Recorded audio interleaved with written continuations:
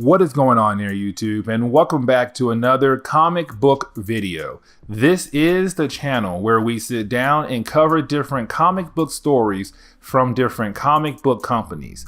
Today, we are going to jump back over to Marvel Comics and begin our coverage over Jonathan Hickman's X-Men run. As you know, back in 2019, Marvel brought back Jonathan Hickman as a way to take over the X-Men titles, to hopefully make X-Men titles be good again. And so with that being said, to begin his era over the X-Men titles, he launched two miniseries, House of X and Power of X. Now both miniseries go together to give you a complete story, but you have to jump back and forth between both stories to get the complete story. But either way, we're going to cover the first two issues of both House of X and Power of X to begin our coverage over Jonathan Hickman's X-Men run. So with that being said, I do hope you enjoy today's comic book video. And if you do, please hit the like button down below and subscribe. Also, if you have any suggestions on books I should read, well, please let me know in the comments below, because you never know, your suggestion could be a future video down the road. But I do hope you enjoy today's comic book video. To begin today's video, we actually pick up with Charles Xavier himself in this new beginning for the X-Men. Now, we actually see him right now watching a bunch of eggs hatch. And once the eggs hatch open, well, that is the moment we come to find out that there were different X-Men characters hidden away in these eggs. But of course, once these X-Men characters have come out of these eggs, that is the moment you have Charles Xavier say, "Come to me, my X-Men." And that is one of the most classic lines of all time for Charles Xavier. But then we jump over to random X-Men characters who are in different areas across the world. And we see them right now planting different kinds of plants in the ground. Now, these plants are going to be very important for later stories down the road. But either way, we see these X-Men characters plant these plants for a special reason. But of course, after a few months have passed by and the X-Men have planted those plants, well, of course, we do pick up in one certain location.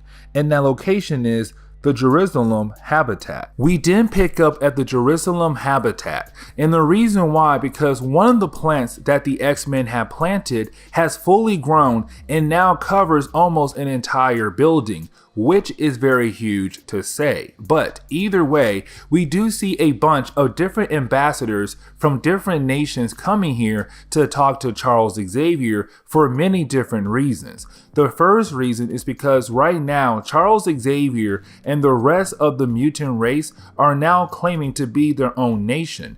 They have built an island somewhere in the middle of the ocean and they're calling themselves their own nation. The second reason is because Charles Xavier had introduced two different kinds of medicines. The first one is to give humans 5 extra years on their lives. On top of that, another medicine was produced as a way to protect the human minds from any kind of disease. And of course, he's only offering this medicine to countries who will accept the mutant race as a new nation in the world. And so right now you have these different ambassadors coming here to this embassy to hopefully talk to Charles Xavier.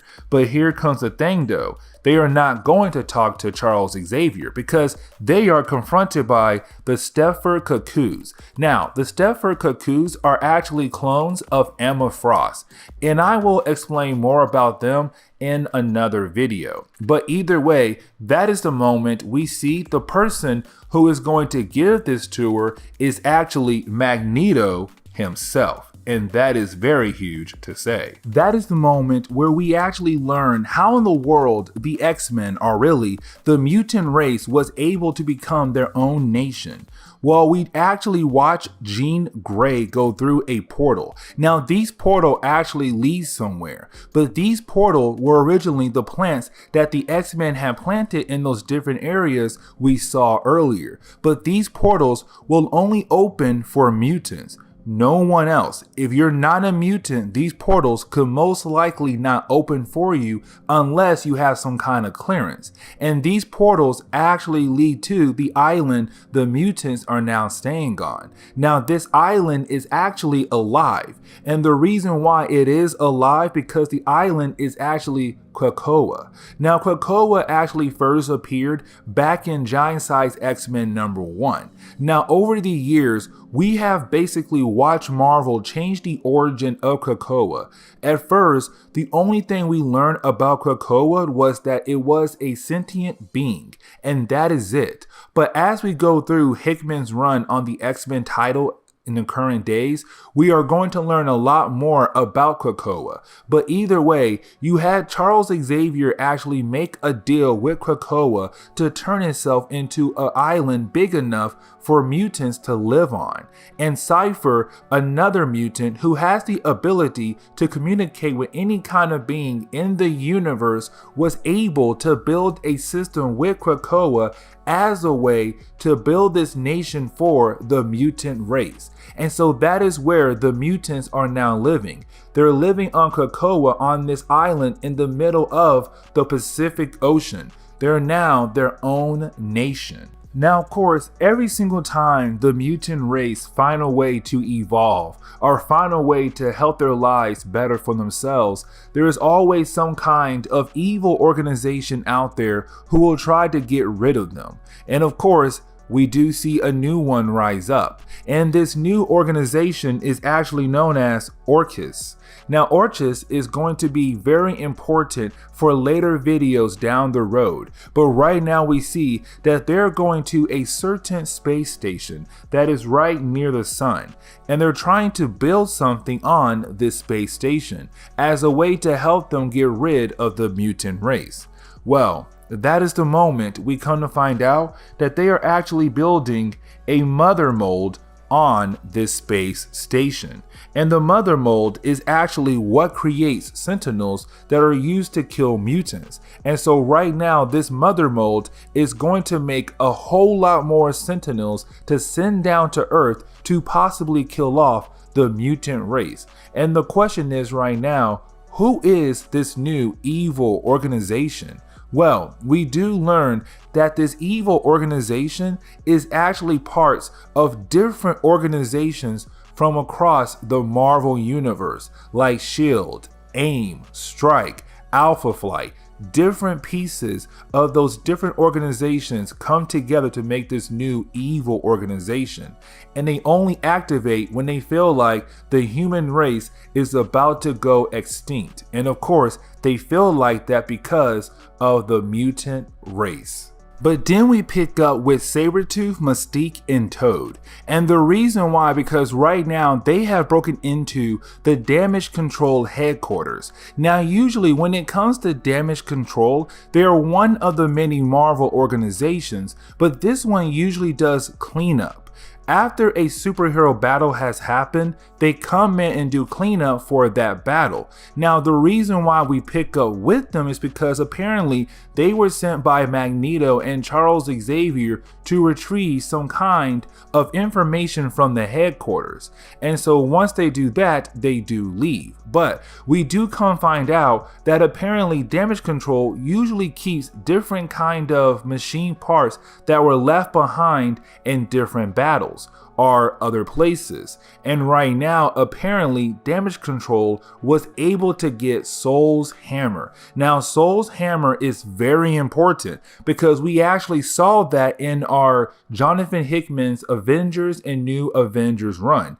It is the Dyson Spear that was built around the sun by Iron Man and Mr. Fantastic. But when both characters were gone, of course, damage control took that and now they own Soul's hammer. And that is very huge to say. But either way, we do see Sabertooth, Mystique, and Toad get outside thinking that they're in the clear. But that is the moment they run into part of the Fantastic Four, the Thing, in the Human Torch. Unfortunately, we have to jump back over to Magneto and the Stepford Cuckoos, who are right now giving a tour to the ambassadors from the different nations. Now, you do have Magneto actually show them how each portal works different, because remember, the X-Men have planted different plants across the world, and each plant was able to grow into a portal as a way for the mutant race to use to travel across the world. Now, most of these portals actually do lead back to Krakoa,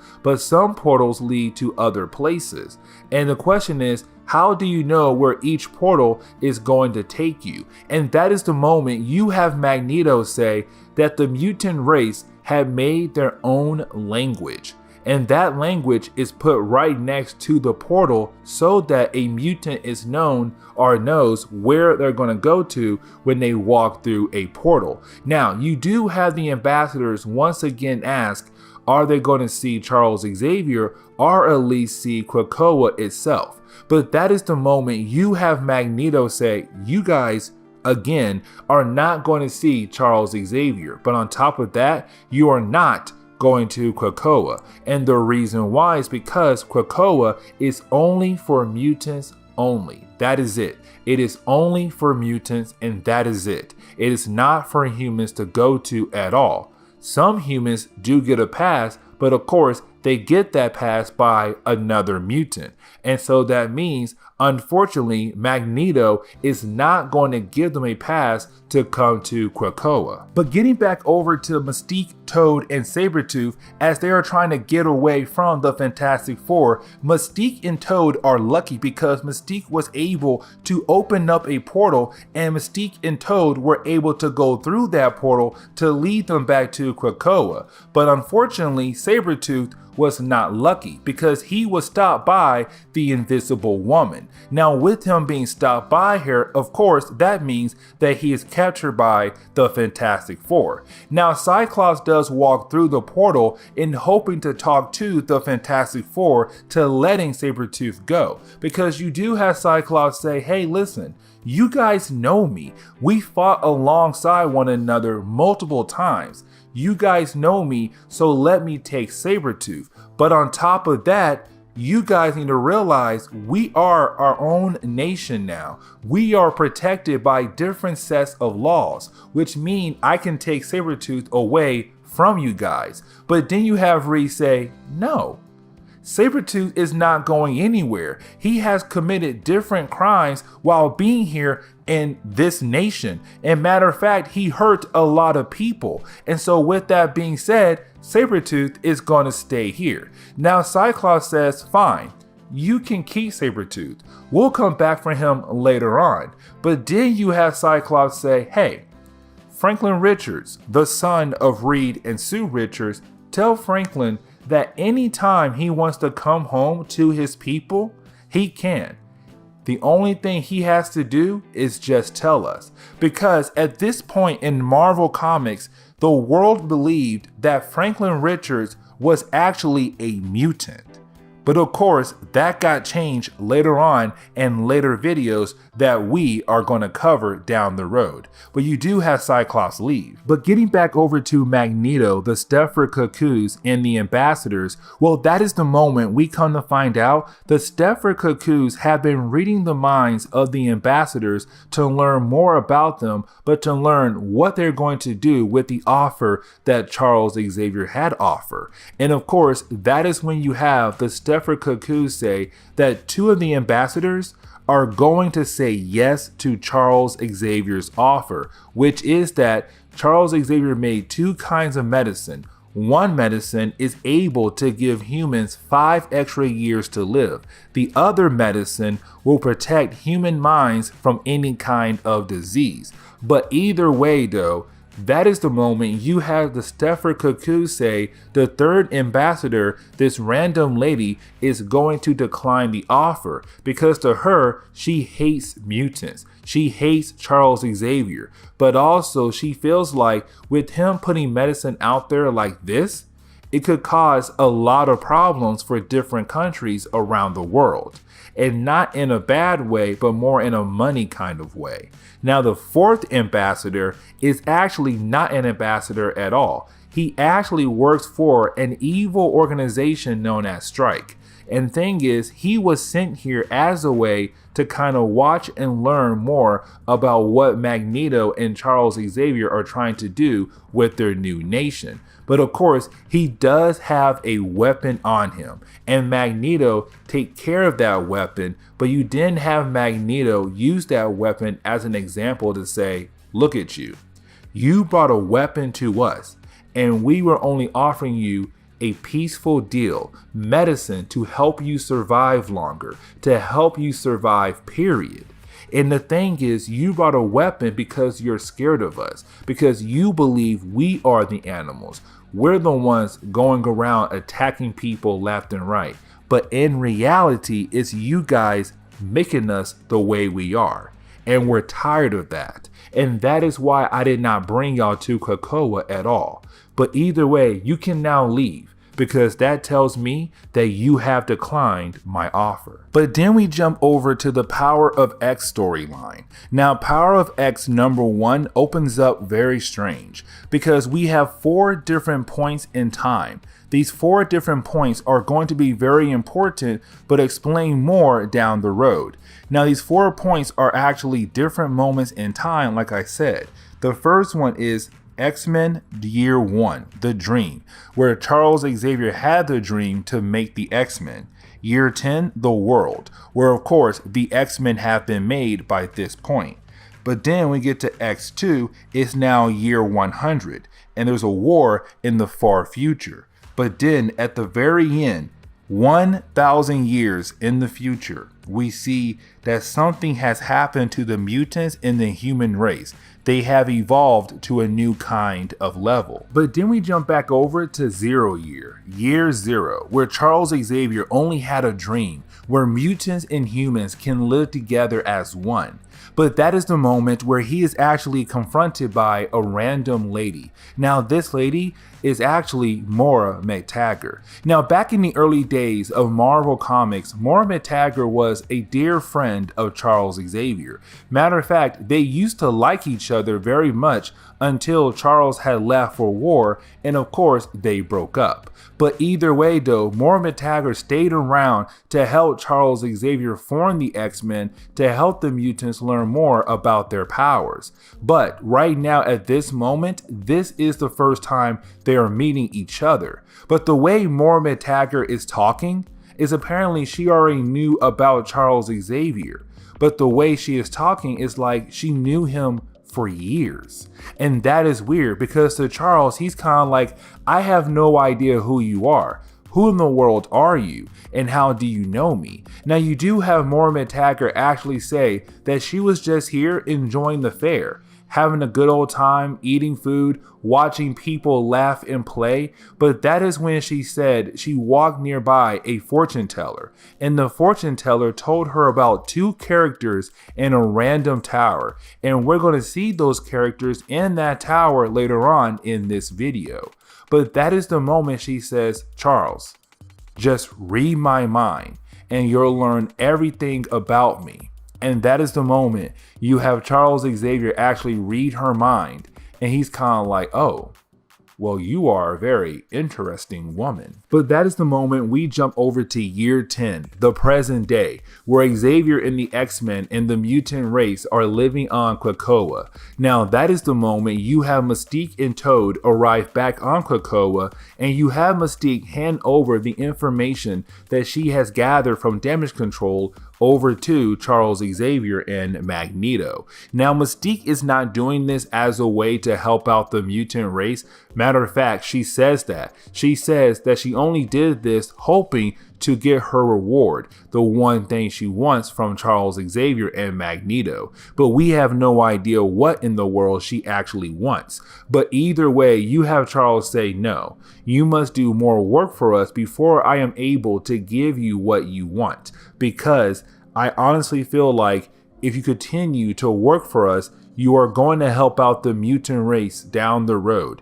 and you will love the idea that you were able to actually help out the mutant race. And so you have Charles Xavier begin to look over the information that Mystique and Toad had gathered from Damage Control. We then jump into the future, where we pick up with the man-machine war, a war between machines and men. Machines are trying to take over the world, but we pick up with 4 future X-Men characters. Now, some of these characters we actually heard about from Moira X earlier. One of them is Rasputin the Fourth, and the other one is the Cardinal. Now, the other 2 characters we have no idea about yet. One of them we are not going to learn about because he is killed off. The other one, Salabel, is being captured by the machines, and she is going to be taken away. Now, Cardinal wants to leave because their mission was to gather information and then leave. Except Rasputin wants to fight against the machines as a way to save her sister. Her sister is Salabel, but Cardinal does not want to help because he says the way he was created. He's not allowed to just jump in and attack. Now, I said the way he was created. That is something I want to dive in more about here in a moment. But we see Rasputin jump in, and of course, she does get close to saving her sister, but she does fail and the machines are able to take Salabel away, which means Rasputin is still lucky that she can leave, but she lost her sister. But getting back to what Cardinal said earlier with him being created, apparently he was part of one of many Mr. Sinister's projects, where Mr. Sinister was working on a way to breed mutants by using multiple DNA samples from different mutants as a way to create more unique mutants. Now, there were multiple generations of these breeding mutants, but apparently they have caused a lot of damage to the mutant race and could be the downfall to the mutant race, but on top of that, they did do some good for the mutant race. Now, getting back over to the Machine Man War, we actually pick up with the humans taking Salabel to the leader of the machines, which is Nimrod himself and his assistant Omega. Now, Nimrod has appeared multiple times in 90s comics for the X-Men, and usually Nimrod is from a future where machines have rule over the world, mostly Sentinels, and Nimrod is actually a Sentinel. He is the perfect version of a Sentinel. But either way though, Nimrod is the leader of the machines in this Machine Man War. Now, you do have the humans tell Nimrod and Omega that the X-Men in the future were able to grab some kind of information. Now, what the information they grab is about, no one knows. But you have Nimrod and Omega actually put Salabel in some kind of tank. They're going to give her a bath. Now, this is not your usual bath. This bath is really more of nanobites are going to bite away at the body of Salabel. But of course, they're going to learn what she knows to hopefully tell Nimrod what in the world the X-Men were after. What did the X-Men get when they broke into that facility? And all of this is taking place in the future. But getting back over to the X-Men that were able to grab that information, Rasputin and Cardinal, we actually see them go through a portal and they do meet up with the rest of their X-Men team. Now, with the rest of the X-Men team, we actually see Wolverine is apparently in the future.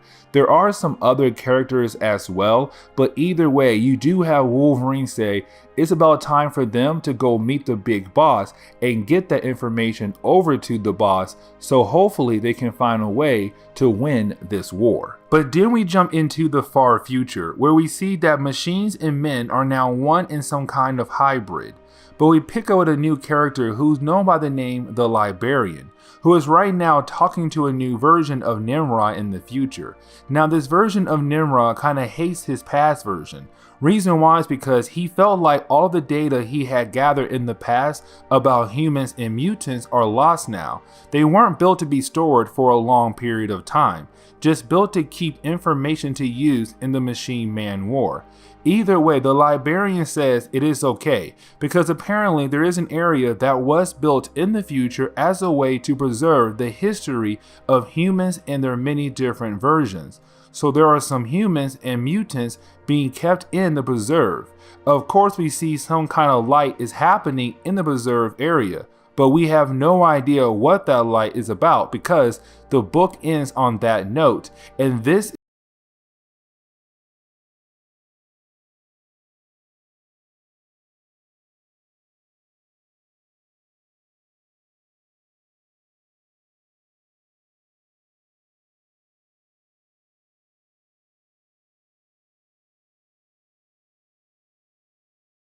To begin today's video, we actually pick up with Moira X.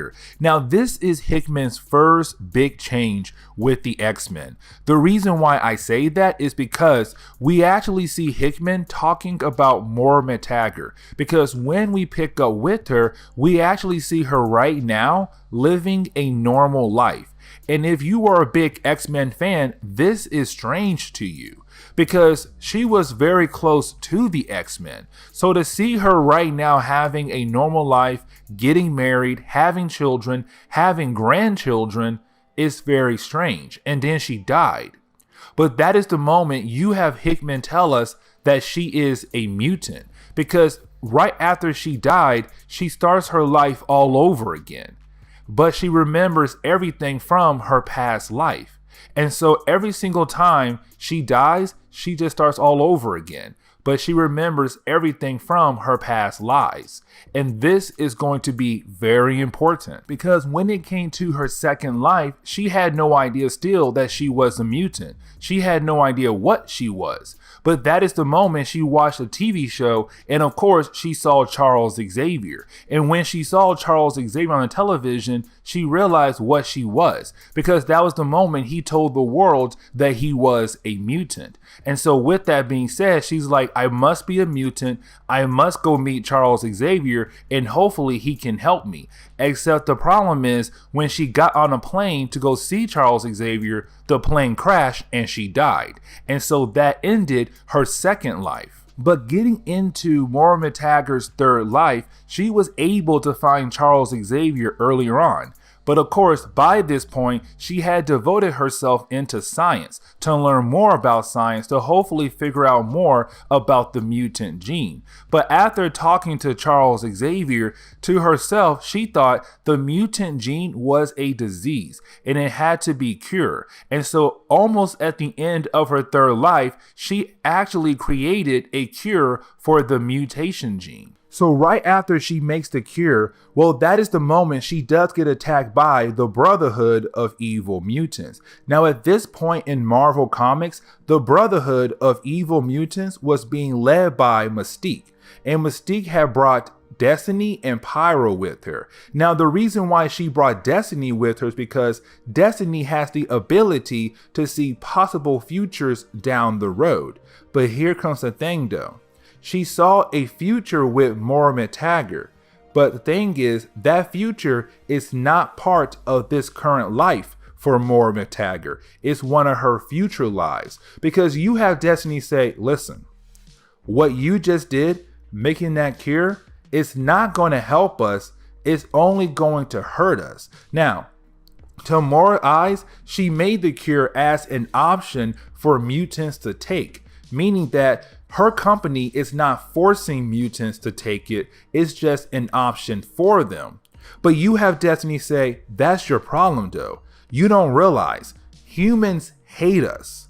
Humans hate mutants. So sooner or later, your cure won't just be an option, it will be forced on us to get rid of us. And that is your big problem. You should be using your lives as a way to help the mutant race, not to hurt us. And so you have Destiny say, listen, you may think you have unlimited lives with the ability to reincarnate every single time you die. But the problem is you only have 10, maybe 11 if you play your cards right. But for right now, I only see 10 lives. And this is your third one, which means you only got 7 left. use your last 7 lives as a way to help the mutant race, not to hurt us. Do you understand? And Moira's kind of like, yeah, I guess I do. And that is the moment you have Pyro kill her, but Pyro kills her slow so that she'll never forget this moment. But right before he does that, well, Destiny says, do not worry, because every single life you have, I will be there, because you and I, we're now tied to one another, because I am much older than you, which means my powers manifest before you're even born. So there's no way you can get rid of me. So just know I will always be there watching you. But when we get into Moira McTaggart's 4th life, of course, that is the moment she finds Charles Xavier, and she begins the process of actually helping him achieve his goal, which is mutants and humans can live together as one. And so that was her ultimate goal, to help him out to reach that goal. But the problem is we do see some familiar moments. First Class X-Men, Giant Size X-Men, and then Avengers versus X-Men. And of course, at the end of that 3rd one, Charles Xavier died. And so to her, that life right there was a complete failure. Now with her 5th life, you did have Moira McTaggart actually find Charles Xavier one more time. But when he reads her mind, well, that is when he realized that his dream failed. And with his dream failing, he realized there is no way that mutants and humans can live together. So let's grab a bunch of mutants and let's go live somewhere far away from the human race. And hopefully they will leave us alone. Of course, that did not work, because right at the very end of that life, that is the moment the Sentinels attack. Robot machines made to kill mutants. And so of course, they were all sent to go find that nation that mutants were hiding in, and the mutant race was wiped out once again. Now we actually skip over Moira McTaggart's 6th life and we jump into her 7th life. And the reason why is because Moira McTaggart thought she had a good game plan that could possibly save the mutant race, which is get rid of the Trask bloodline. The Trask family was the ones who made the Sentinels. If she is able to get rid of them, then most likely the Sentinels will never be made and mutants can live in peace. But the problem is though, humans will always hate mutants. And so even though the Trask family is not around, there are other people out there who will make Sentinels as a way to make sure that mutants are wiped out, because again, humans will always hate mutants. Now in her 8th life, she realized that she can't go to Charles Xavier. She must go to someone else. And so she goes to Magneto. Now the reason why, because Magneto, he wants to make sure that mutants are safe from humans. And so maybe he'll be the perfect person to lead the mutant race in that direction. The problem is, when it comes to Magneto, he's very radical. He's always doing something over the top to make sure that mutants are safe from humans. And so on one of his last missions, he died by the hands of both human and mutant heroes. And he felt betrayed by the mutants that fought against him. Because of course, Charles Xavier was still there, and Charles Xavier was trying to make peace with the humans. And so the X-Men teamed up with the heroes who were humans, and they fought against Magneto, and he ultimately failed. Now in her 9th life, she realized that she can't go to Magneto nor Charles Xavier. And so instead she goes to Apocalypse, because she believes that Apocalypse could be the one to lead the mutant race in the right direction. And so you have her wake up Apocalypse, she joins him, he kills off Charles Xavier, he kills off Magneto, and he was actually leading the mutant race in a certain direction. until there was the Apocalypse Machine War. Now, the only thing we know was the war started and Apocalypse was fighting against the machines, but we have no idea what happened after the war had started. But then we jump into Moira X 10th life. Now, with her 10th life, to me, it seems like this is the current Marvel timeline. So almost everything you saw when it came to the X-Men happened in her 10th life, except she plans on doing things completely different, and we just have to learn what are things she is going to do to actually help out the mutant race. Now, in her 10th life, we actually see Charles Xavier and Moira X go find Magneto. They go to his island, they find him, but that is the moment we know that this is the current Marvel timeline. So most things we saw in previous X-Men books have happened. But either way, of course, Magneto and Charles Xavier are not really strong friends here anymore. But you do have Charles say, listen, Magneto, there is something I must show you. I must show you how we both failed. You failed, I failed, and even Apocalypse failed. And with all three of us failing, we need to come together. Now, Magneto's kind of like, listen, there's no way that we both failed. But you have Charles Xavier use his powers to show Moira X's past lies to Magneto. And of course, that does two things. One, it tells Magneto that Moira X is a mutant, but on top of that as well, he now knows that he failed, Charles Xavier failed, and also Apocalypse failed, which means that these two guys must work together if they want to help out the mutant race. Now, we actually do pick up in the present day with Cyclops, Magneto, and Charles Xavier. And the reason why, because you have Charles and Magneto telling Cyclops about the new evil organization, Orchis. Orchis, of course, is an organization made up of different parts of other organizations in Marvel Comics. So like AIM, Hydra, Sword, Shield, the list goes on and on. Now, these are all ex-members who kind of had the same mindset. Whenever the mutant race gets too big and most likely could take out the human race, they will come together and form their new evil organization to hopefully take out the mutant race. And so right now you have Cyclops saying, you have Charles Xavier telling Cyclops, listen, this new evil organization, well, they have made a mother mold, and a mother mold will make master molds, and master molds will make sentinels, which means that this new evil organization is just trying to mass produce sentinels across the board so that they can take out the mutant race. And so you have Magneto and Charles Xavier actually asking Cyclops to take a team, go up into space and deal with this problem before it gets too big to handle. But we do jump into the far future, 100 years in the future. And in this future, of course, we're now at the Machine Man War. And we saw this war in our last video. But either way though, at this point right now, machines have really taken over the world. There are some humans who are fighting against the machines, but there are some humans that are actually helping the machines. And there are some mutants left, but only like 8, maybe 9, and that is it. Most mutants have left Earth and went to different empires across the universe. But either way, we did see a team of mutants in the future being able to gather some kind of information for some unknown reason.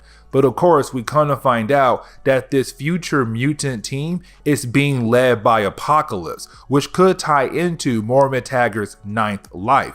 Because remember, in her 9th life, she found she found Apocalypse, and she began to work with Apocalypse as a way to help out the mutant race. And so this could possibly mean that right now we're kind of seeing images of her 9th life. But let's not forget that Nimrod knows about what the X-Men did in the future, that they were able to grab some kind of information for some unknown reason. Now, if you forgot who was Nimrod, Nimrod is basically the perfect form of a Sentinel. Sentinels have been remade so many times up to Nimrod. Nimrod is the perfect model, the one to take out anything that stands in his way. But Nimrod knows that the future X-Men were able to grab some kind of information, and the question is now, what are they going to do with that information? Now, getting back to that X-Men team, we actually see them right now looking through the information that they have gathered.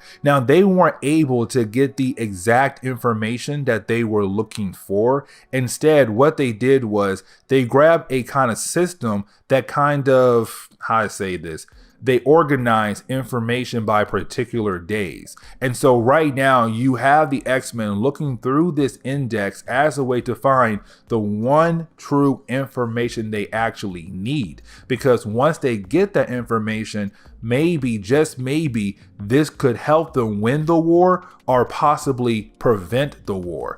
But either way, once they're able to actually find that information, well, you have Apocalypse say, I will lead us. I will fight with you guys, because apparently this could be the end for Apocalypse as he is trying to make sure the X-Men do win. Now we jump 1,000 years in the future where humans and machines are one, but we pick up with the Librarian and Nimrod. Of course, this is a better version of Nimrod, but we learn that they have been successful in their plan. In order to prove their value to the higher civilizations in the universe, they created a collective intelligence called the Nimbus, which transforms Nibiru, another planet in the universe, into a world mind. A world mind is a celestial object. Most times it is a planet, but it is an intellect, and they usually possess God-like intelligence. The world mind was found by the Phalanx, who consumed it and came to Earth to find its creators, which was the plan for the Librarian and Nimrod, to bring the Phalanx here to consume the Earth by using Nibiru as bait. They asked them what is it they seek, and they answer ascension, wishing to be absorbed into the Phalanx collective. But to close on this book, we actually pick up with the future X-Men about to go on their suicide mission, because they have one more mission, and they know that at the end of this mission, all of them are going to die. But of course, they have no choice. They must keep pushing forward to achieve their ultimate goal. And this is where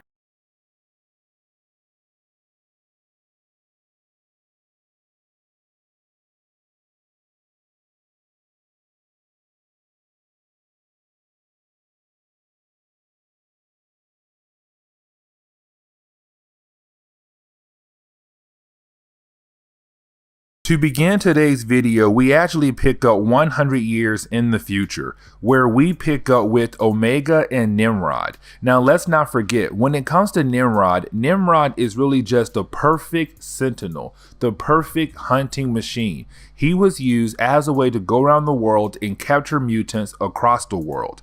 Now when it comes to Omega, Omega is actually a human being that was given sentinel body parts, and so now she is half machine, half human. Now right now we're 100 years in the future, right in the middle of the man-machine war, where right now the mutant race, there's only about 5 left, and that is it. There's some humans around, but right now the machines have taken over the area. But either way though, right now you have Omega freaking out because she just got word that the future X-Men team just attacked a church nearby.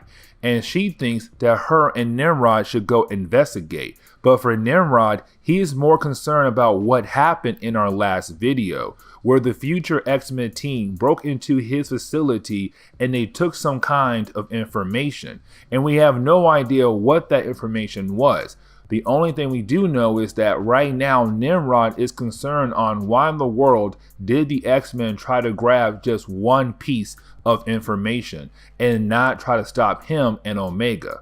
But either way, you do have Omega leave and you have Nimrod continue his search to figure out what in the world the future X-Men are planning. Now, we come to find out the future X-Men team that is attacking the random church in the future, well, this is only a distraction, and that is it. Because they knew that sooner or later, Nimrod or Omega would come there and try to stop them. And of course, Omega came. And so right now, you have Omega there trying to stop the future X-Men. But then you have one of the future X-Men tell us that this is only a distraction because there is another team right now trying to achieve another goal. Now, we come to find out the other team that's right now trying to break into Nimrod's facility is Apocalypse, Wolverine, and Krakoa. Now, we come to find out why in the world they stole that information in our last video, because the piece of information they got from our last video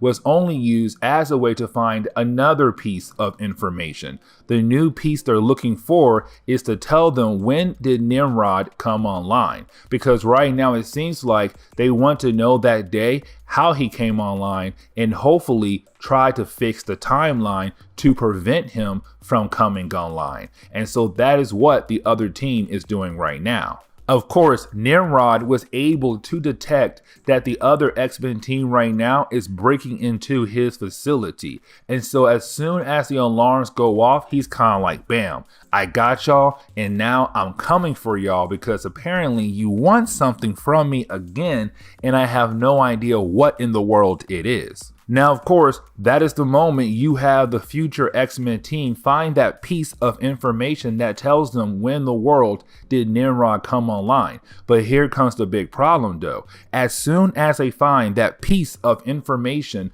well, that is the moment you have Nimrod appear. And with him appearing, of course, his goal is to make sure to kill off all of the X-Men, and right now he has 3 of them standing in front of him. And so his goal is to kill Apocalypse, to kill Wolverine, and to kill Krakoa. Now, with the other X-Men team right now that is fighting against Omega, they're still trying to make sure that she does not leave this fight and go join her brother Nimrod to hopefully wipe out the rest of the X-Men team. And so you have this X-Men team go to plan B, which is Zorn.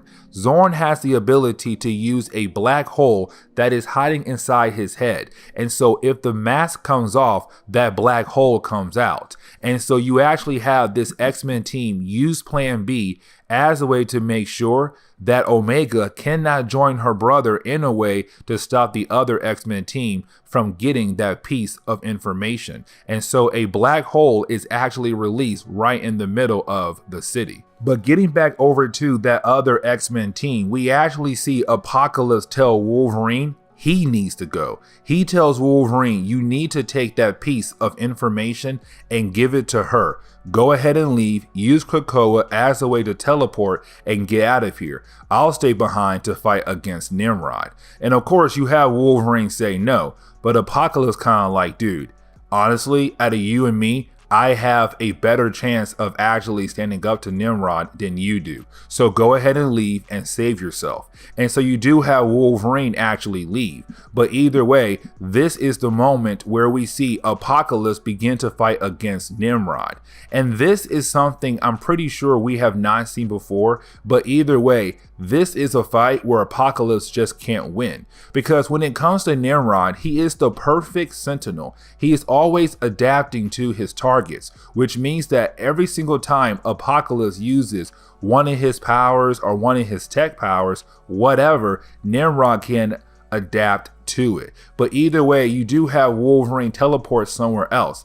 And this is the moment we come to find out where he's going to. Well, of course, he's going to go find Moira X, because remember, this is technically the 9th life of Moira X. Remember, we can find out that Moira X has the ability to reincarnate every single time she dies. But we come to find out that apparently so far she had lived 10 times total. In her 9th life, as a way to help the mutant race, she began to work with Apocalypse. And so this is her 9th life, where we come to find out that with her working with Apocalypse, it led to the man-machine war.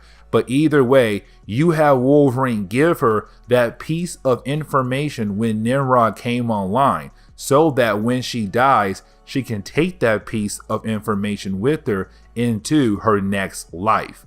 And of course, her next life is the current Marvel timeline. And so right when Apocalypse is wiped out by Nimrod, you have Wolverine go ahead and stab Moira McTaggart as a way to send her back in time, not back in time, but to reincarnate, so that in her 10th life, she knows what happens when she basically joined Apocalypse. Nimrod came online, and Nimrod almost killed the mutant race. But getting back into the present day, we actually pick up with an X-Men team right now getting ready to fly into space, because let's not forget what happened in our last video. Charles Xavier and Magneto got word about how a new evil organization known as Orchis is right now working on a new kind of Sentinel, which is a mother mold. A mother mold will make master molds, and master molds make Sentinels. And so if this mother mold comes online, this new evil organization known as Orchis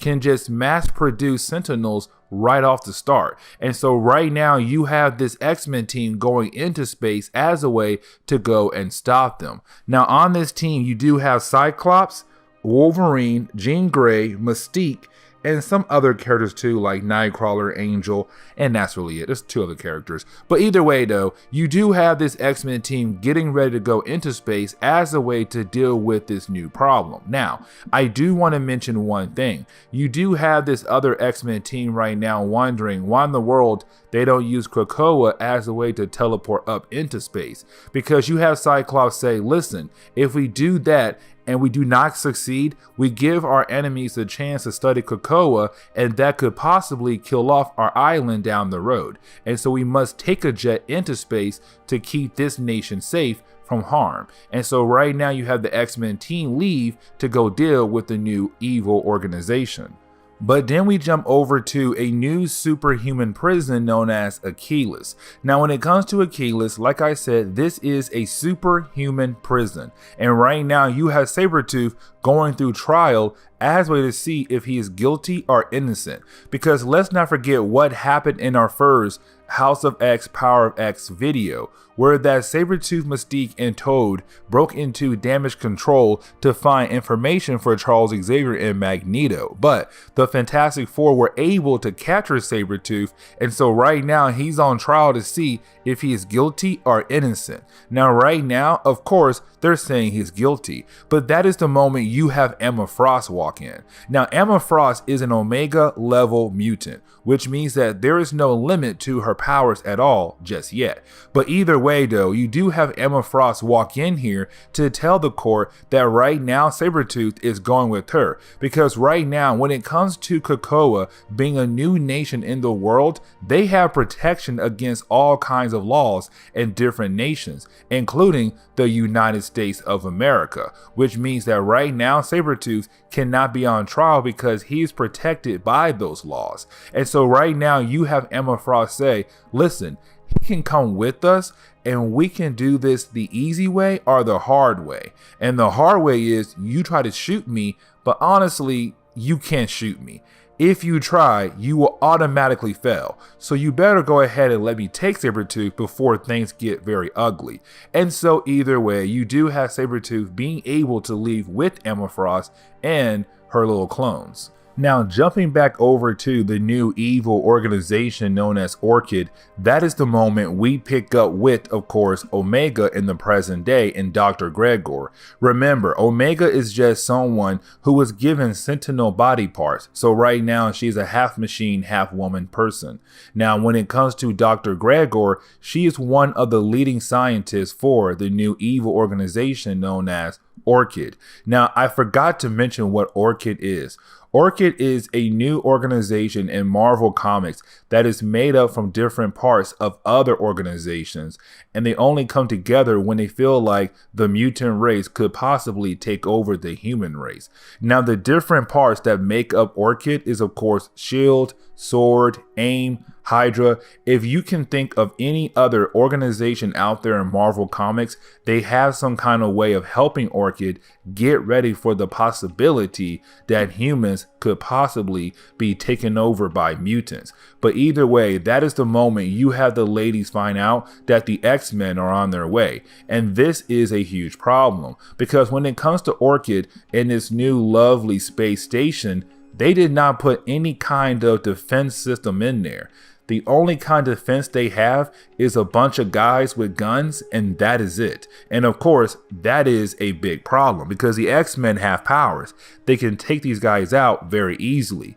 Now, you do have Omega bring up the idea of calling back their Sentinels from Mercury. The problem is, by the time the X-Men get here, it could possibly be too late for the robots to help out because they're all the way over in Mercury, nowhere near the sun where they are right now. And so right now it seems like Orchid could possibly lose to the X-Men.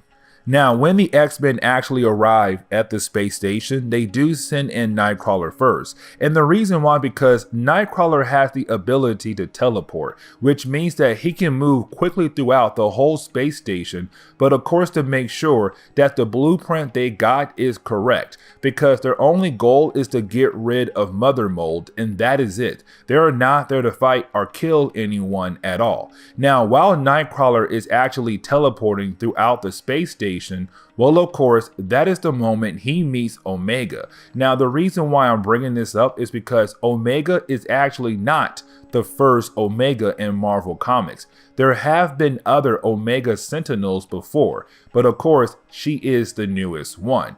And this is really the only defense that Orchid has right now on the space station.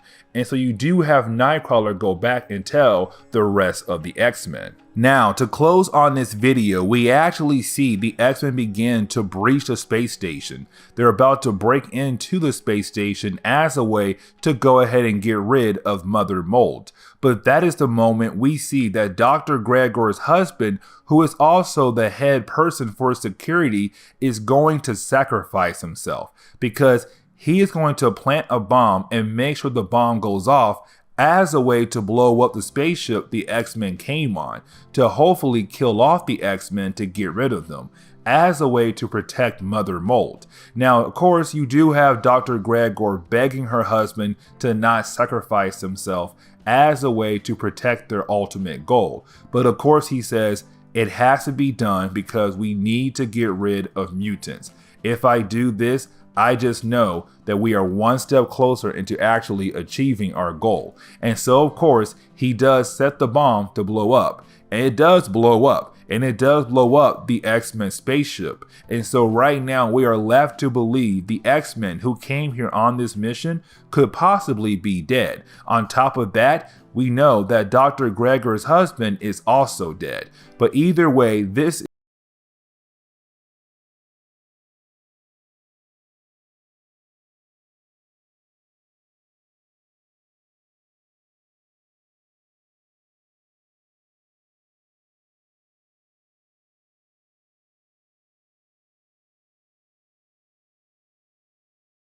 To begin today's video, we actually pick up with Charles Xavier, Beast, Storm, and the Stepford Cuckoos, where we see them right now working on a new kind of project. Now, this new kind of project will give them the ability to actually create some kind of projection so that they can watch and see what is happening right now with the other X-Men team who is out in space right now trying to stop Orchid from launching Mother Mode. Now, as soon as they are able to actually create the projection, well, that is the moment you have Charles Xavier realize that Jean Grey is in pain. Because let's not forget, at the very end of our last video, when the other X-Men team arrived at Orchid's space station, well, that was the moment their spaceship got blown up, because the leader of security sacrificed himself to hopefully stop the X-Men.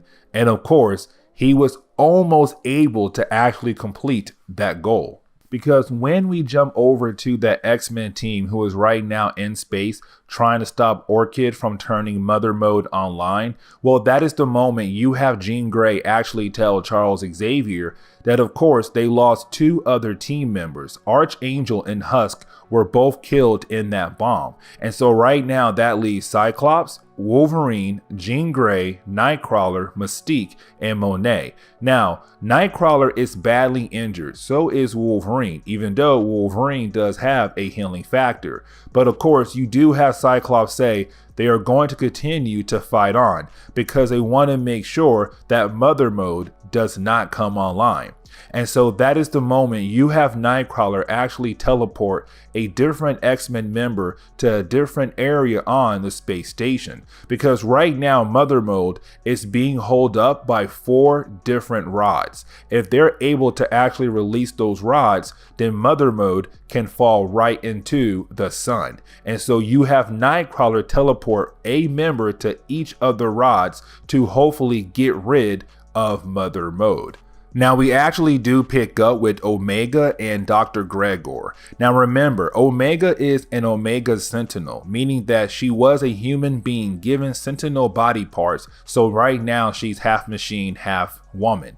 On top of that, we actually pick up with Dr. Gregor as well. Now Dr. Gregor is one of the leading scientists for Orchid. On top of that, her husband was the one who was in charge of security, which means he was the one who sacrificed himself to hopefully kill the X-Men. Of course, he did not succeed like he thought he would. But either way though, you do have Omega tell Dr. Gregor to get up. Yes, you did lose somebody special to you, but you must keep fighting because right now the X-Men are about to win and we need to stop them. And so you do have Dr. Gregor get back up and tell security what the X-Men are planning to do, which is to get rid of the 4 rods to hopefully drop Mother Mode right into the sun. Now, right when she says that, of course, the X-Men were able to get rid of 2 rods, which means there's only 2 rods left. On top of that, you do have security tell Dr. Gregor that some of his security forces are about to attack what's left of the X-Men spaceship. And of course, there's still 2 team members on that spaceship, Jean Grey and Monet, because Monet was badly injured and Jean Grey was just watching over her while the rest of the X-Men continue on to basically complete the mission. And that is when we actually focus on Jean Grey and Monet. And the reason why, because like I said, those spaceships, those security forces, they do begin to breach what is left of the X-Men spaceship. And they begin the process of actually attacking Jean Grey and Monet. And so you have these guys trying to kill both of them. But you didn't have Monet actually push Jean Grey in an escape pod and tell Jean Grey to leave her behind, that she is going to sacrifice herself to basically kill these guys and hoping that Jean Grey can get back to Earth safely. And that is when we see Monet try to take on this whole security force. But of course we know how is that going to end for her. Now, getting back over to the X-Men who are right now trying to get rid of those rods, well, that is the moment we see Cyclops being able to get rid of the 3rd rod, which means right now there's only 1 left, and that last rod comes down to Mystique. Except when Mystique is about to get into that room and she's about to actually get rid of that last rod, well, that is the moment you have her be confronted by Dr. Gregor and also Omega. And of course, this is the moment we see Mystique die, because right when Mystique is about to pull that last lever to let go of the last rod, well, that is the moment you have Dr. Gregor open some kind of hole in the spaceship that actually sucks Mystique right out into space, which of course does kill off Mystique. And so now that is another member on the team who had just died. Now, right after the death of Mystique, well, that is the moment you actually have Dr. Gregor tell Omega that she is going to turn on Mother Mold. And the reason why is because she wants to get rid of the X-Men. She wants to get rid of the mutant race. Now, for Omega, she is kind of okay with this, but not really. And the reason why is because she was told earlier by Dr. Gregor that Mother Mold is a very intelligent AI system. But the problem is they have not run enough tests on the AI system to make sure that it will not go crazy down the road and possibly kill both mutants and humans. And so with that being said, Omega's kind of like, listen, I know what you're trying to do here. You're trying to get rid of the X-Men and also the mutant race. But are you sure that Mother Mold is actually ready? And for Dr. Gregor, to her mindset, they have no choice. And so, of course, she turns Mother Mold on. Now, as soon as Dr. Gregor does that, the whole space station announces the announcement, which is Mother Mold will come online very soon. And so that means the X-Men are able to actually hear that news. And of course, you do have Jean Grey tell Charles Xavier back on Earth, listen, we are almost out of time. They just turned on Mother Mold. It will come online very soon. But of course, you have Charles Xavier say, you must stop that no matter the cost, which means you better do whatever you can to actually stop it from coming online. And so that is the moment you have Wolverine and Nightcrawler tell Cyclops they are going to sacrifice themselves because there is only one rod left that has to be released to drop Mother Mold right into the sun. And so Wolverine and Nightcrawler are saying, we'll do it.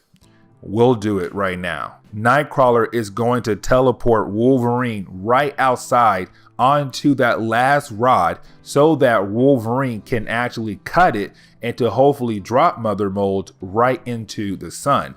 The problem is they're too close to the sun. And so as soon as they teleport outside the space station and you have Wolverine and Nightcrawler on that last rod, Nightcrawler instantly burns up. So now Nightcrawler is dead. Now Wolverine is only alive because of his healing factor. But of course, that will not matter. And the reason why is because as soon as Wolverine is able to cut the last rod that was holding Mother Mold, him and Mother Mold both drop into the sun, which of course means Wolverine is now dead, because even though Wolverine has an amazing healing factor, it doesn't matter when it comes to the freaking sun. And so with that being said, Wolverine and Mother Mold are both dead. The X-Men were able to actually complete the mission, but of course now there's only two team members left alive, Cyclops and Jean Grey. And so with that, you have Cyclops trying to tell Jean Grey that he'll find a way to get to her space escape pod, and then that they can use their powers to hopefully send them back to Earth. The problem is, while Cyclops is trying to get there, well, he runs into Dr. Gregor and also Omega. And that is the moment you have Dr. Gregor and Omega actually kill off Cyclops. Just like that, Dr. Gregor is so hurt that her husband died that she is on a murder rampage. And so she kills Cyclops, leaving Jean Grey behind. But of course, Jean Grey is also about to die. And the reason why is because, remember, in our last video, right before the husband of Dr. Gregor died, he told her, listen, we do have some robots who could actually help us fight against the X-Men, but they're on Mercury. It will take them forever to get here. Well, they finally arrive and they all crash land right on top of Jean Grey's escape pod, which of course kills her off too. And so just like that, the whole X-Men team that was sent into space to get rid of Mother Mold has just been killed off. No one had survived. And this hurts Charles Xavier so much. Now we actually do jump back in the past now. where we pick up with Charles Xavier and Magneto. And this seems to be right after Moira X was able to show both Charles Xavier and Magneto what happened in her past lives. Because we see the two of them working together right now, and they're going to visit Nathaniel Essex, aka Mr. Sinister. Now, when they get to his island, well, that is the moment they are confronted by some kind of security guard who looks just like Mr. Sinister, but of course it's not him. It's a clone of Mr. Sinister. But either way, you do have Magneto use his powers to make the security guard let them in so that they'll be able to actually talk to the real Mr. Sinister. Now, once Magneto and Charles Xavier are able to go into the throne room, well, that is the moment they come to find out this whole island is full of clones of Mr. Sinister, but they're only here to talk to the main one. And when they find him, you do have Charles Xavier explain why they are here for. They tell Mr. Sinister that they need his help. They want him to build some kind of database, a database that will hold different data on mutants' DNA and genetics. And the reason why is because it's going to come very important for a bigger project down the road. But the reason why they came for him for this goal is because in the past comics for Marvel Comics for Mr. Sinister, he was known as somebody who plays around with mutants' DNA and genetics as a way to kind of make a perfect mutant or multiple perfect mutants. And so right now it's Charles Xavier and Magneto realizing if they want someone to build a database that is holding all the mutants across the world's genetics, it would be Mr. Sinister. Now, when they ask him that, well, that is the moment the one they were talking to head gets blown off. And the real Mr. Sinister walks in. And that is the moment he tells us that he is also a mutant. And that is a huge retcon. Because when it came to Mr. Sinister, he was never a mutant.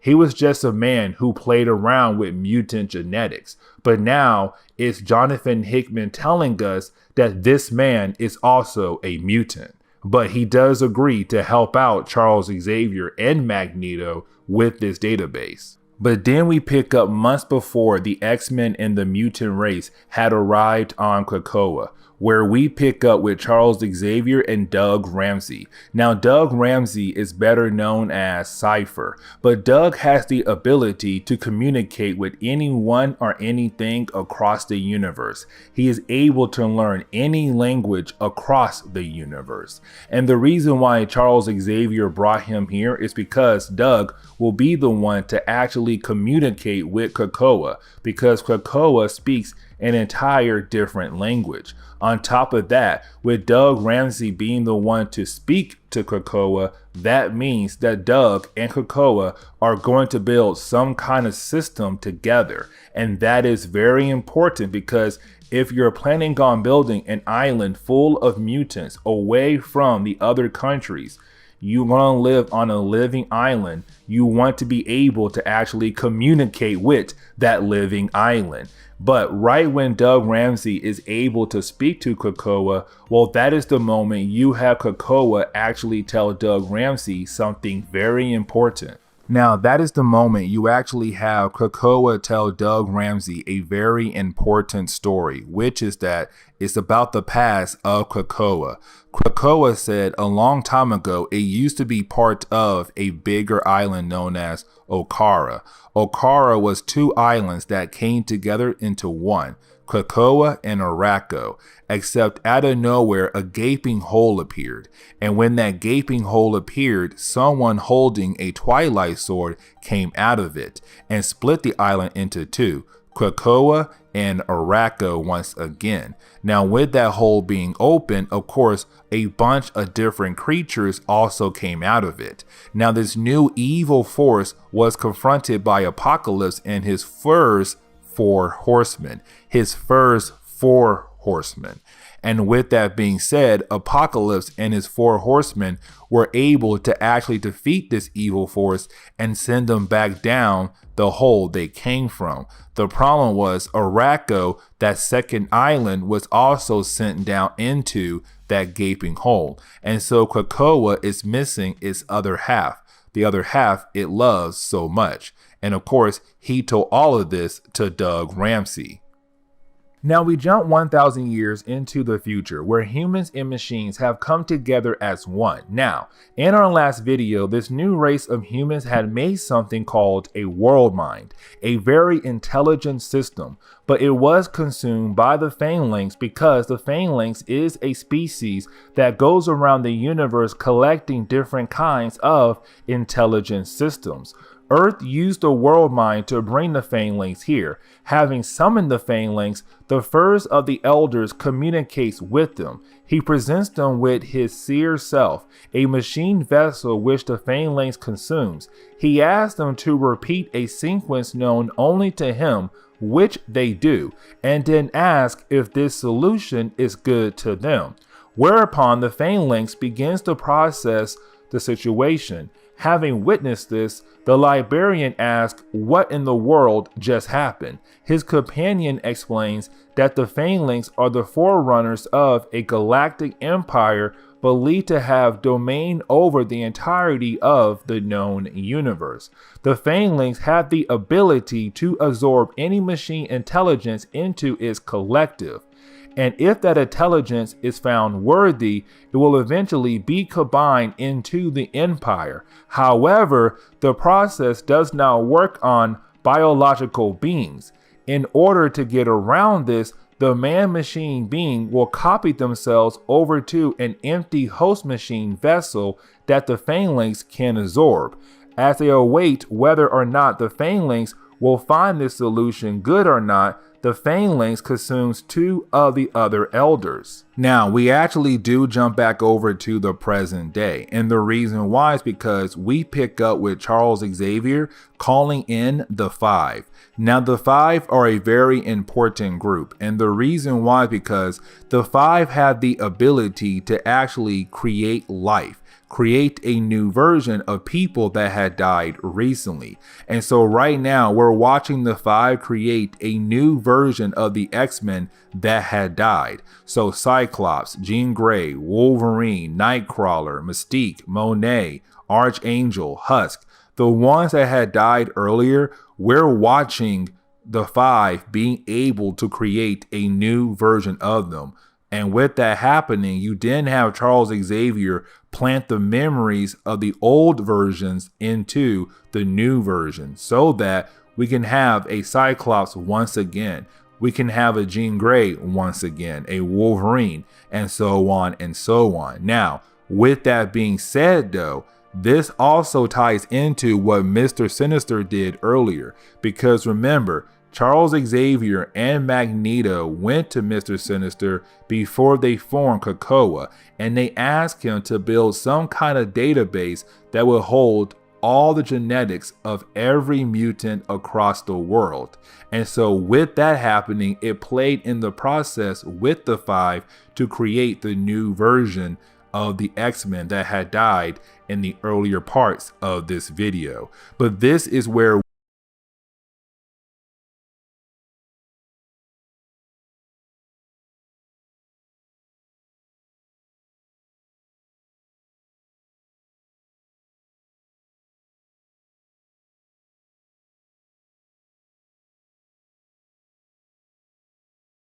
to begin today's video, we actually pick up where our last video left off at. Because remember, Charles Xavier called in the 5, a small group of mutants who had the ability to bring someone back to life, a newer version of those people. Because remember, at the end of our last video, or the beginning of our last video, the X-Men team were sent into space to stop a new evil organization known as Orchis. from turning on their newer model of a Sentinel mother mold. Now they were able to actually complete that mission, but the whole X-Men team died. So Cyclops, Jean Grey, Wolverine, Nightcrawler, Archangel, Husk, Monet, Mystique, they all died. But at the end of our last video, the 5 were able to create newer versions of those X-Men that had died. And Charles Xavier gave the newer version the memories of the older version so that the X-Men can have Cyclops once again. They can have Wolverine once again, and so on and so on. But either way, while everyone is celebrating the idea that their old friends are alive again, well, of course, Charles Xavier and Magneto are worried. And the reason why is because the United Nations are voting to allow Krakoa to be a nation in the world. And so right now they're waiting for the final votes to come in. Now, we actually do jump over to the day where you have the voting going on with the United Nations. They're trying to decide if Krakoa can be a nation or not. And that is the moment we come to find out that Krakoa had actually won. That Krakoa was able to get enough votes to say, yes, let's make Krakoa be a nation in our world. Now here comes the big thing though. You do have Charles Xavier kind of hint at that Emma Frost may have used her powers as a way to change the minds of some of the people who were originally going to vote no, but then they voted yes to actually help out Krakoa. Now you do have Charles Xavier thank her for that, but at the same time he warns her what could happen down the road, because you're playing with someone's mind, and once they realize it was you who changed their mind, they could come back and hunt us down the road. So please be careful. But that is the moment you have Charles Xavier begin to hint at the idea that the United Nations did make Krakoa a nation, but now Krakoa needs to have their own council to handle all the different problems that Krakoa could have on the political level. But then we jump back over to Krakoa, and the reason why is because we actually pick up with Charles Xavier and Magneto and also Wolverine. Now Wolverine is very angry, and the reason why is because what Charles Xavier and Magneto are going to do next. And what I mean by that is, remember, when Charles Xavier and Magneto made this nation, their main goal was to allow all of the mutants to come here, good or evil. Now Magneto, yes, he was a bad guy at first against the X-Men, but occasionally he has been a good guy and worked alongside with the X-Men to help protect the mutant race. But here is the big thing though. When it comes to the X-Men comics, there were a lot more evil mutants, some that were very extreme. And that is the moment we come to find out that Charles Xavier is going to allow every single bad mutant as well to Krakoa. Yes, he is going to keep them on a tight leash, but right now he wants to show to the world that every mutant is welcome, no matter they're good or bad. They are welcome here because we are a nation. We are here as one. And one of the most important characters to actually be accepted to Krakoa is Apocalypse. And this is huge because remember, when it comes to Moira X and her 10 lives, she had worked with Magneto, Charles Xavier, but she also worked with Apocalypse. And she worked with Apocalypse in her 9th life. And so right now, he was the last person that she had worked with.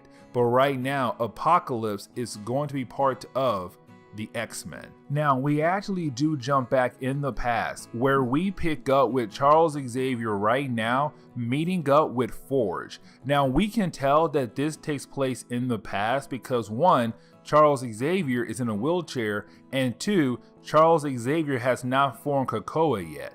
But either way, this is Charles Xavier telling Forge or asking Forge to make him a newer version of Cerebro.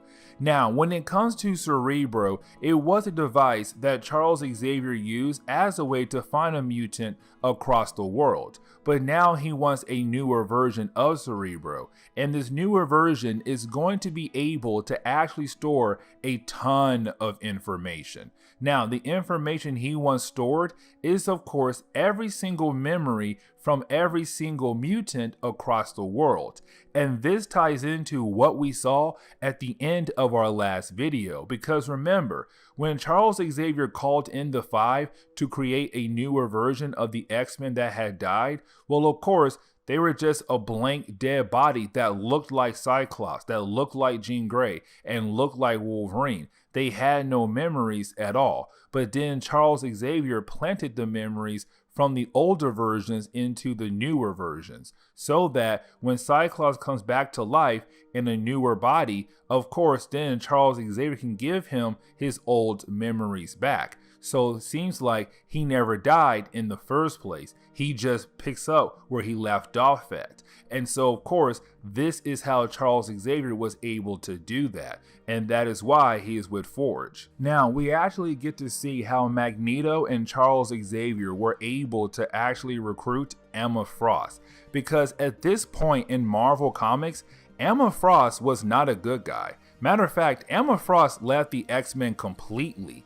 She left them at the end of, I want to say, X-Men versus Inhumans. I could be wrong. But either way, Charles Xavier and Magneto, they need her here for a special reason. And that reason why is because right now, Emma Frost is the one in charge of the Hellfire Club.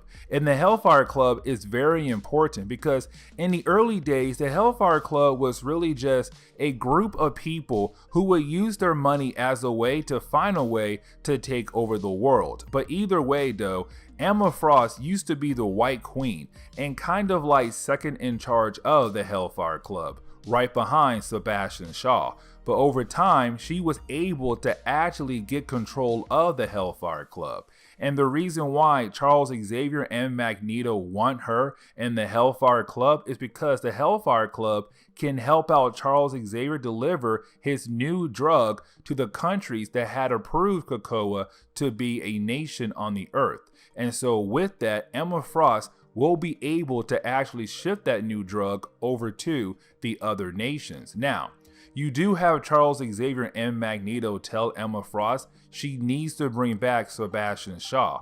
And the reason why, because Sebastian has the ability to get the drug over to countries that had rejected the offer that Charles Xavier gave them. And the reason why is because Sebastian Shaw is very, very dirty, meaning that he has his ways in getting into business with some dirty people across the world. And as soon as he is able to get that drug to other countries that decline the offer of Charles Xavier, it could sooner or later actually help the mutants down the road for different reasons. Now, you do have Charles Xavier and Magneto offer Emma Frost 50-50 of the profit and also 2 seats at the council, but you have Emma Frost say, I need 3 seats at the council. And you have to say yes no matter what. Now, we actually do see Charles Xavier go meet up with Namor. And the reason why is because Namor is actually a mutant. Because again, Charles Xavier was opening the door for all the mutants across the world to come to Krakoa. Now, for Namor, he is proud of Charles Xavier, but at the same time, he's kind of like, listen, I have been a king a long time. You are new to this. And so for you to come here and think that I would automatically join you and think of you as a king, you are wrong. Until you are able to prove to me that you are a king just like me, somebody who has been a king for a long time, I will not be taking your offer and coming to Krakoa. Please have a good day and come back to me when you are actual king, and then we can talk.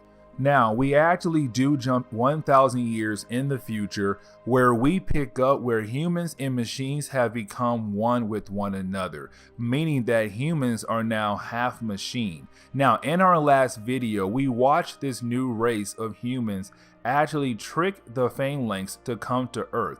Now, the Phalanx are usually a species that goes around the universe collecting different kind of machines that have a very high level of intelligence. With that being said, the new race of humans were hoping to join that collective because they believe they have a very high level of intelligence. The problem was, because they are half human and half machine, their half human side could not actually join the Phalanx. And so they were hoping to find a way around that, which they did. They found a vessel where they could copy themselves onto, and hopefully the Phalanx would actually take the vessel and have that vessel join the collective. The problem is, this is the moment where you have the newer version of Nimrod tell his partner, the Librarian, what is about to happen next. The Phalanx, yes, they do go around collecting different kinds of machines that have high level of intelligence, but they do this as a way to serve their masters, because they're taking all of those machines as energy over to their new masters. And so with that being said, you have the Phalanx actually kill off the entire Earth. And the reason why is because they're going to use all of that energy they just absorbed and give it to their masters. And so with that being said, thanks to the human race wanting to join the Phalanx so bad and actually trick the Phalanx to come to Earth, well, now the Earth is completely wiped out, just like that. But then we actually pick up with Charles Xavier, Magneto, and Moira X. And the reason why is because we pick up right before Charles Xavier and Magneto had made Krakoa open to the mutant race across the world. And so we see him using Cerebro as a way to tell everyone on the planet about his new idea, how mutants are welcome to a new nation where they can stay away from humans, the human race who hates them so much, and how Charles Xavier is still going to help the humans out by making a brand new medicine that could actually help humans live longer and help their minds be protected by disease for at least a few more years. And so this is Charles Xavier telling the world is going to change, and the people who are going to make that change is, of course, the X-Men, the mutant race, because the mutant race are the next phase of the human race, and the mutant race will no longer be hunted down by people who hate them for no good reason. And so with that being said, this is where we are going to end today's comic book video. So please hit the like button down below and subscribe. Also, if you have any suggestions on books I should read, well, please let me know in the comments below, because you never know, your suggestion could be a future video down the road. But I do hope you enjoyed today's comic book video.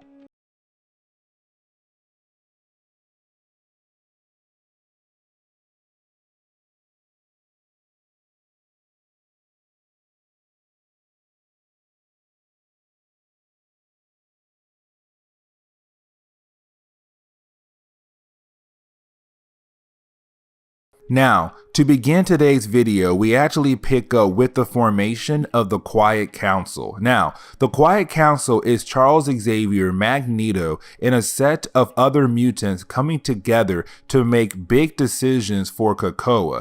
Now, these mutants are all not good. What I mean by that is, yes, you do have Charles Xavier, Storm, Jean Grey, Nightcrawler, and even Magneto, but you do have some mutants who are just straight up bad, or have been bad in past comics when it comes to the X-Men. For example, like Mystique and Apocalypse. And there are a few others on the team as well. Now, when it comes to the Quiet Council, you only have 14 spots. With those 14 spots, that means these 14 are the ones that usually make the big decisions when it comes to Krakoa. Now, there are 4 other spots 15, 16, 17, and 18. But those are captains. What I mean is those are the captains out in the field.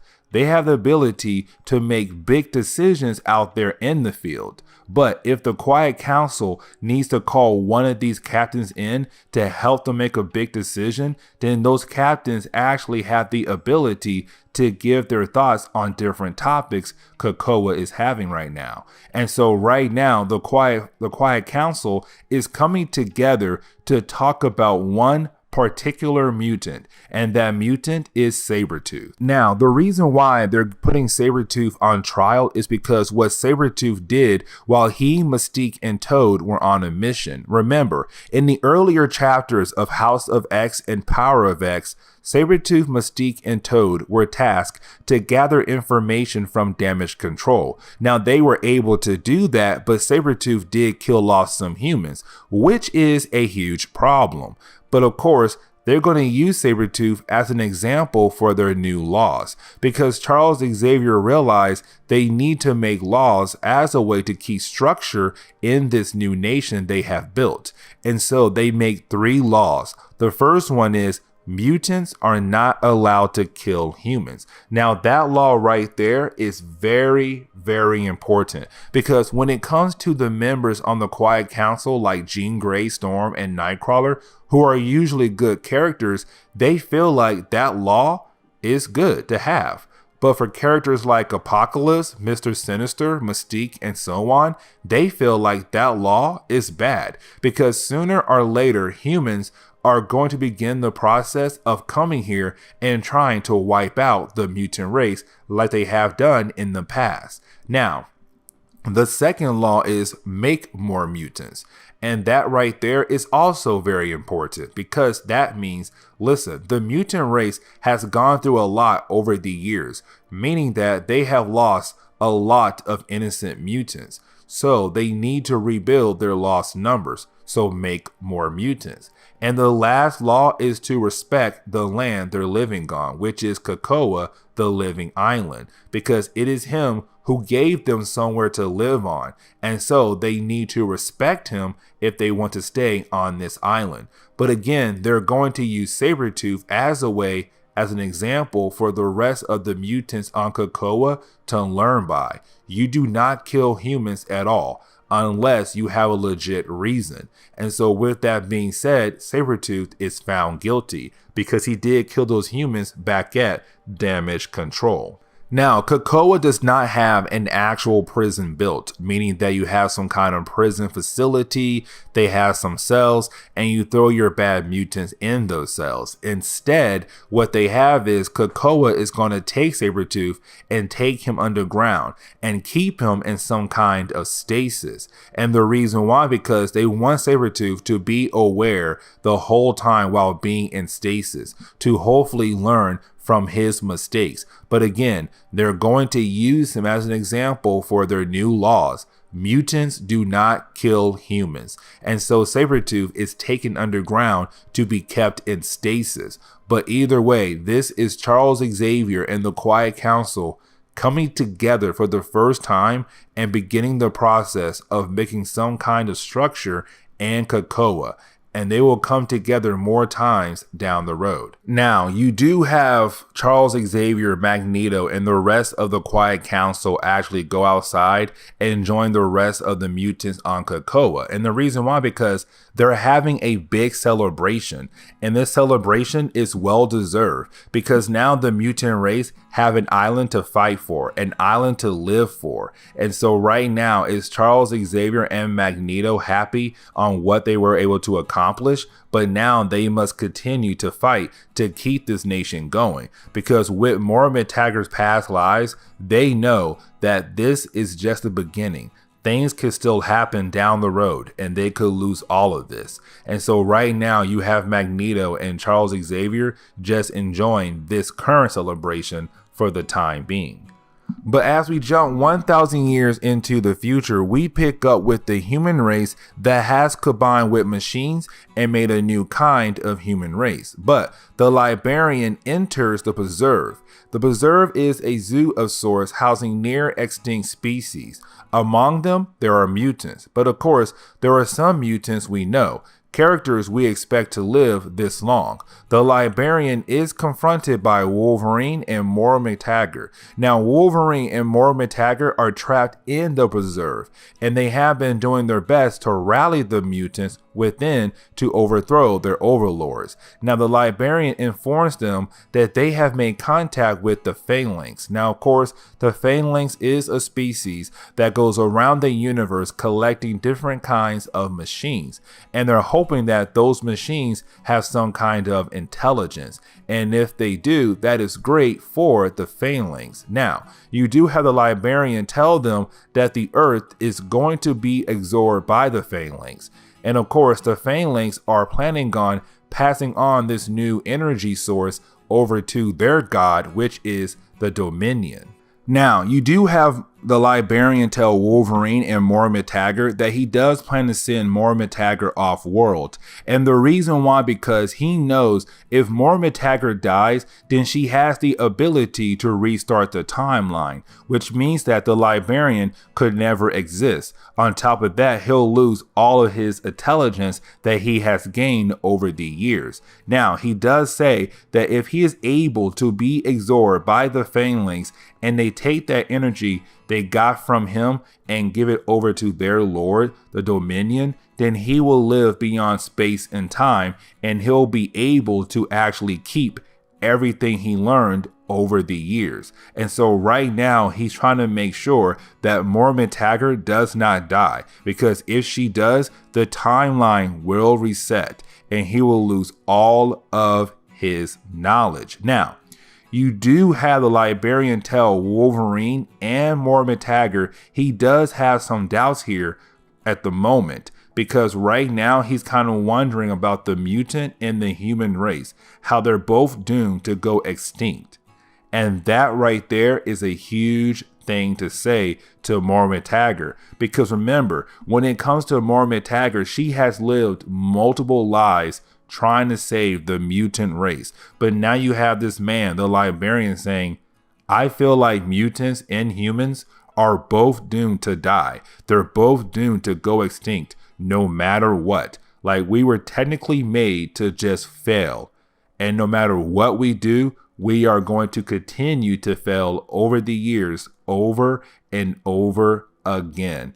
And of course, we can try to use technology and other things in the universe to help us, but again, we are still doomed to fail. Now, Wolverine goes ahead and kills off the Librarian because Wolverine has been wanting to do that for a long period of time. But Moira X was able to figure something else out with the speech the Librarian give, meaning that the humankind will always use machines as a way to buy themselves more time to become something greater. Of course, that means there being a true threat to the mutant race. And so you have Moira X as Logan to kill her. And of course, this ends her 6th life. And this is huge because remember, we had no idea what happened to Moira X when it came to her 6th life. And this was her 6th life. She lived 1,000 years into the future. And with her doing that, she realized that humans will use machines as a way to keep them alive a tad bit longer, just to make sure to kill off the mutant race. They will use machines to make them greater than what they already are, to kill off mutants. And so that ends Moira X's 6th and final life. Now, we actually do jump back in time to the moment where Charles Xavier first met Moira X, where of course he does use his powers to learn more about her past lives. Now, of course, when he does that, he learns that every single time Moira X tries something, the mutant race always ends up losing, because humans and machines are the reason why the mutant race fails. And so with that being said, it's her coming to Charles Xavier and saying, listen, No matter what happens, we always fail. Humans and machines are the reason why we go extinct. But the one thing I realized about you, Charles Xavier, even though I loved you and hated you and all the different emotions between those two, you never change. You always have hope. You always have faith that one day you can save the mutant race. I'm here to tell you that you have been dreaming the wrong dreams. It's time for you to wake up and look at reality. That humans will never like mutants. Machines and humans will always lead to our deaths.